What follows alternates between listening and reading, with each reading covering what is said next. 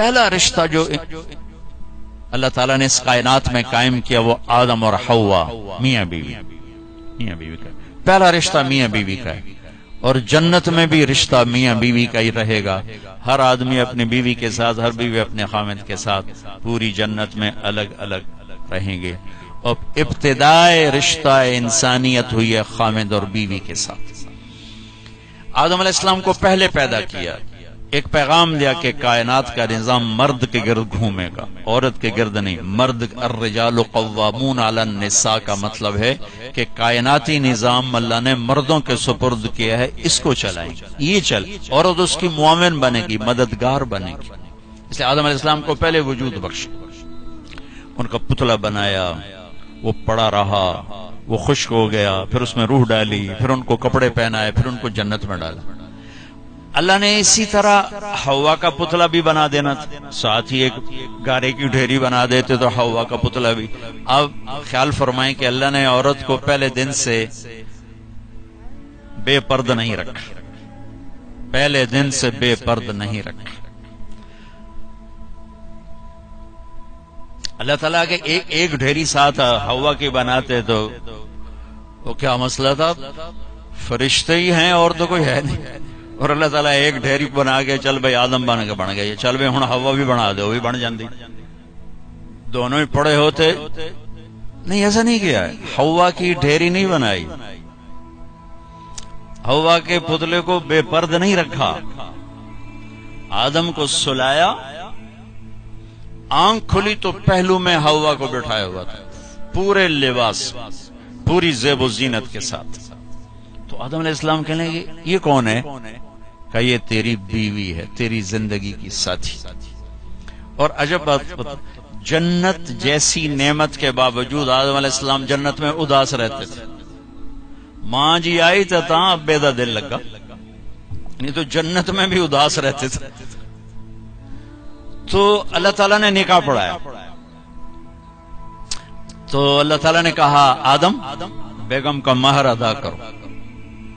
تو یہ مہر پہلے دن سے ہے۔ مہر کیا چیز ہے؟ کسی کی بیٹی کی قیمت نہیں، وہ مالدار گھرانے کی بچی ہو یا کسی جھوپڑے کی بچی ہو، مہر کسی کی بیٹی کی قیمت نہیں ہوتا۔ تھوڑا رکھو یا ساری دنیا سونا بنا کے مہر بنا دو، ایک بال کی بھی قیمت نہیں۔ مہر ایک علامت ہے، ایک علامت ہے کہ آج کے بعد اس لڑکی کا خرچہ یہ لڑکا اٹھائے گا، جب تک وہ زندہ اور یہ نکاح قائم ہے یہ خرچہ خامن قوامون علی النساء، گھر کا نظام مرد چلائے گا، عورت گھر میں بیٹھے گی، نسل کو تیار کرے گی، تربیت کرے گی، ایک خوبصورت نسل اگلی نسل کو دے کے دنیا سے جائے گی۔ بہت بڑی جاب ہے ہماری عورت کی۔ تو اللہ نے کہا مہر ادا کرو۔ کہا جی کیا ادا کروں؟ تو کتنا سونا چاندی تھا؟ تو اللہ تعالیٰ کہتا دا من سونا انہوں چاہ کے دے۔ تو میرے رب نے کہا آدم تیری نسل میں میرے محبوب آنے والے ہیں، ان پر ایک دفعہ درود پڑھ دے، یہ تیری بیگم کا مہر۔ ابھی آپ کا تو تذکرہ ہی کوئی نہیں ہے سوائے اللہ کے، کسی کو نہیں پتا کہ میں کس کو بھیجنے والا ہوں اور کیا کرنے والا ہوں ان کے لیے، لیکن آدم علیہ السلام کو اشارہ کر دیا کہ تیری نسل میں میرا محبوب آئے گا، تو اس پہ ایک دفعہ درود پڑھ بھائی، یہ تیری بیگم کا مہر ہے۔ یہ انسانیت کا پہلا رشتہ ہے۔ والدین کے حقوق کے لیے چند آیات، اولاد کے حقوق کے لیے چند آیات، بہن بھائیوں کے حقوق کے لیے چند آیات ہیں، خامند بیوی کے لیے سینکڑوں آیات۔ پوری سورت اتری ہے، سورہ طلاق، پوری سورت، سورہ نساء، سورہ طلاق، سورہ مائدہ میں، سورہ بقرہ میں، سورہ آل عمران میں اللہ نے سینکڑوں آیات اتاری کہ یہ رشتہ باقی رہے، کیونکہ اس میں کمزوری ہے، اہمیت کے باوجود اس میں ایک کمزوری ہے کہ ایک بول پہ ٹوٹ جاتا، باقی رشتہ ٹوٹتا نہیں۔ میں اپنی ماں کا فرما بردار ہوں یا نافرمان ہوں، ماں بیٹے کا رشتہ نہیں ٹوٹتا، باپ کا باغی ہوں یا باپ کا خدمت گزار ہوں یہ رشتہ نہیں ٹوٹتا، بھائی سے لڑا ہوا ہوں یا صلح ہے یہ رشتہ نہیں ٹوٹتا، لیکن خامند اور بیوی کا رشتہ ایک بول پہ ٹوٹ جاتا۔ میرے نبی نے فرمایا علی طلاق سے بچنا، جب طلاق دی جاتی ہے تو اللہ کا عرش کانپ اٹھتا ہے، اللہ کا عرش کانپ اٹھتا ہے جب بے جا طلاق دی جاتی ہے۔ ضرورت کے تحت تو طلاق رکھی گئی، لیکن جیسے آج کل کی طلاقیں ہو رہی تو اللہ کا عرش کانپ اٹھتا۔ میں اسلام آباد سے آ رہا ہوں، تو وہاں ایک بچی ملی مجھے، کہا کہ مجھے طلاق ہو گئی کہ سسرال والوں کا تیرے ابے گڈی تا دیتی کو نہیں، چل واپس، اور خود وہ ڈاکٹر ہے جی، طلاق ہو گئی۔ تو اس طرح جب ظلم و ستم ہوتا ہے تو پھر اللہ کا عرش کانپ اٹھتا ہے۔ تو یہ رشتہ کیسے گزارنا ہے کہ زندگی خوبصورت ہو جائے؟ کیونکہ میری بات سن لیں غور سے، آپ مالدار لوگ بیٹھے ہیں، پیسے سے آپ زندگی کو خوبصورت نہیں بنا سکتے، گھر خوبصورت بنا سکتے ہیں، گاڑی خوبصورت لے سکتے ہیں، زیور خوبصورت خرید سکتے ہیں، زندگی کی خوبصورتی کا تعلق ان چیزوں سے نہیں ہے۔ زندگی کی خوبصورتی صرف میرے نبی کی غلامی میں ہے۔ نبی پاک صلی اللہ علیہ وسلم ایک پاکیزہ زندگی لے کر آئے، جو اس کے پیچھے چلے گا اس کی زندگی میں حسن آئے گا، جمال آئے گا، کمال آئے گا، باقی ویرانیوں کے سوا کچھ بھی نہیں۔ تو میرے نبی نے 11 گھر آباد کیے ہمیں زندگی سکھانے کے لیے۔ عورت مظلوم تھی ہر دور میں، آج بھی ہے اور پہلے بھی تھی، کہیں عورت بھی ظالم ہوتی ہے، میں کوئی صرف ان کا وکیل صفائی بن کے بات نہیں کر رہا ہوں، لیکن جو معاشرے میں ہے وہ بات کر رہا ہوں کہ عام طور پہ دیہات ہو، شہر ہو، اور ہمارے یورپ کی عورت تو بڑی بیچاری مظلوم ہے، نہ وہ ماں ہے، نہ بیٹی ہے، نہ بیوی ہے، نہ بہن ہے، کچھ بھی نہیں، ایک ٹیشو پیپر ہے، استعمال کے اٹھا کے پھینک، استعمال کے اٹھا کے پھینک۔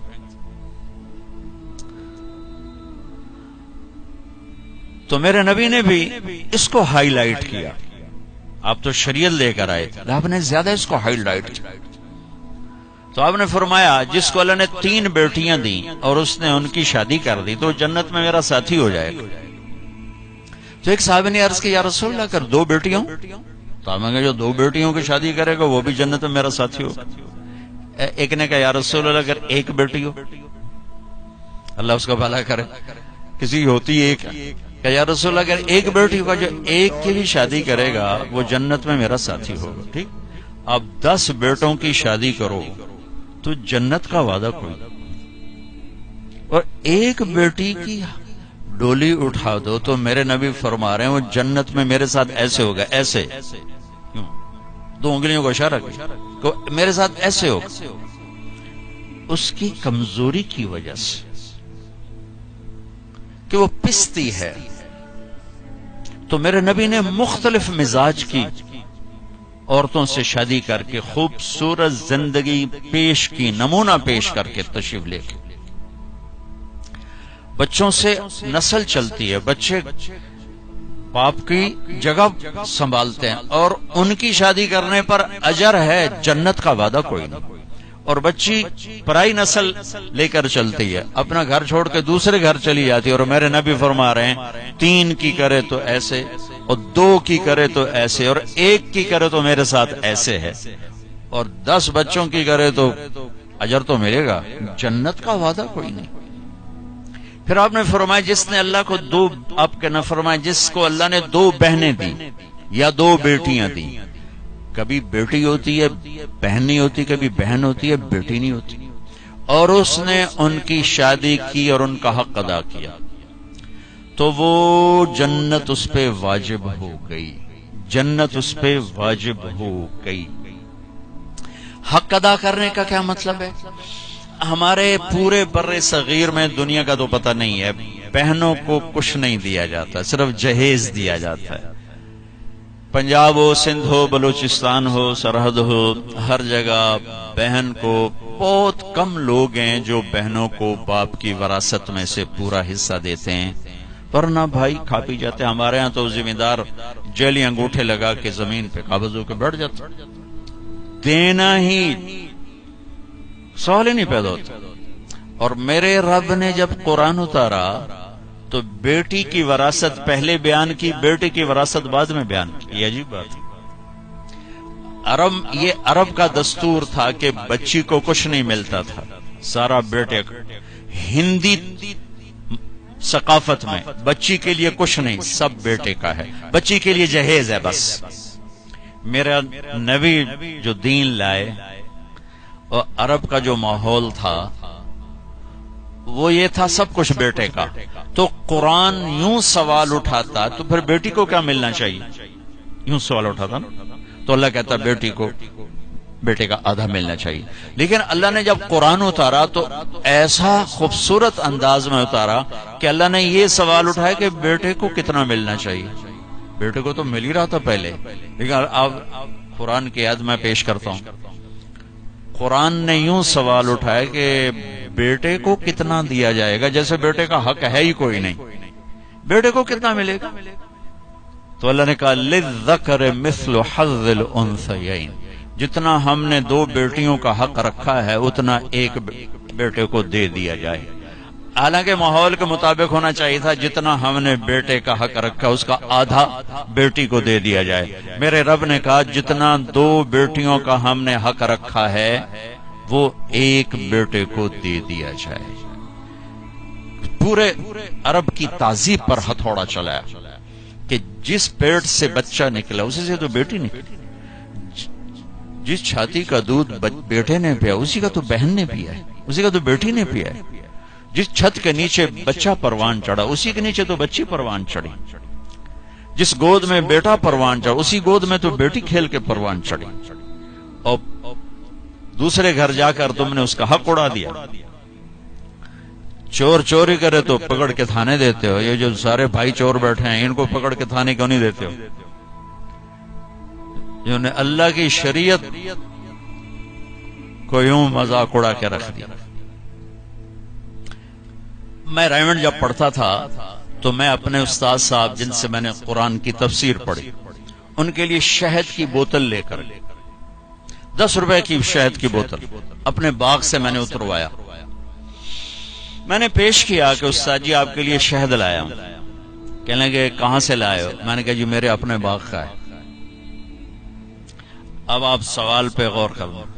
فرمایا تیرے باپ نے اپنی بہنوں کو وراثت میں سے حصہ دیا تھا؟ تیرے باپ نے اپنی بہنوں کو تمہارے دادا کی وراثت میں سے حصہ دیا تھا؟ میں نے کہا جی اللہ کا بڑا شکر ہے میرے باپ کی بہن ہی کوئی نہیں تھی. جے ہوندی تا کدی نہ دین دے. کون دیندا؟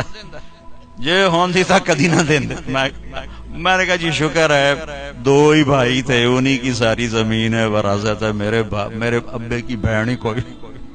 اچھا تو تیرے دادا نے اپنی بہنوں کو حصہ دیا تھا؟ میں کہا میں جمعیا ہی کوئی نہ ہوں، میرے کو کی پوچھی جانتے ہو دادے دیتا ہے کہ نہیں دیتا.